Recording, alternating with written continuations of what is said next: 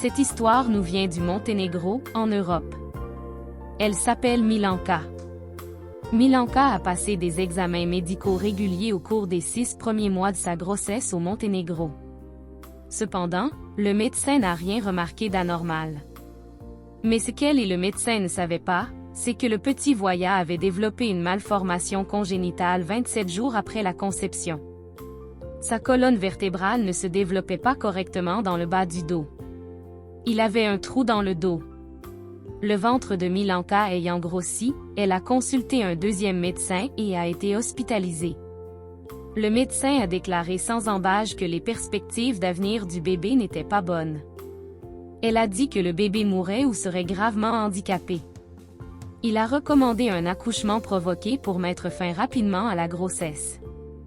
Le lendemain, un vendredi, le médecin a procédé à une échographie et a constaté que Voya ne pouvait pas bouger ses jambes.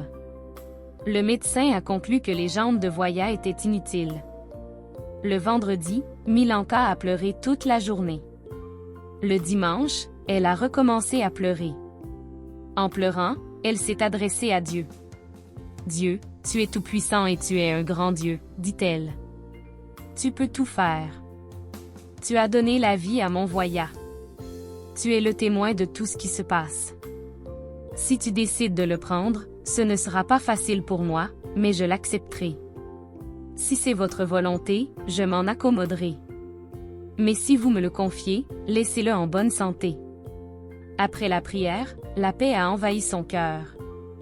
Après 10 jours à l'hôpital, maman a été libérée. Peu de temps après, elle est retournée à l'hôpital. Le médecin voulait voir si les jambes de Voya bougeaient. Pendant que le médecin faisait l'échographie, les jambes de Voya sont restées immobiles. 5 minutes se sont écoulées. 10 minutes. 15 minutes. Ses jambes sont restées immobiles, et maman et papa ont continué à prier. Au bout de 20 minutes, le bébé a commencé à bouger ses jambes droite et gauche. La mère et le père étaient fous de joie. Ils sont rentrés chez eux et ont attendu le 20 mars, le jour où le bébé devait naître. Le médecin a prévenu que le bébé serait mort-né. Juste avant l'accouchement, elle a prié à nouveau. L'accouchement s'est déroulé très rapidement. Dieu a donné de la force à la mère. Elle souriait de joie lorsqu'elle entendait Voya pleurer. La vie n'a pas été facile pour le garçon. Il a passé une grande partie de son enfance avec des médecins et en kinésithérapie. Mais les médecins disent qu'il est un miracle vivant.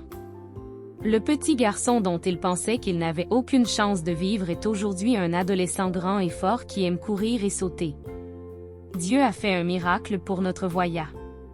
Voya fait du vélo et joue au football sans aucun problème physique.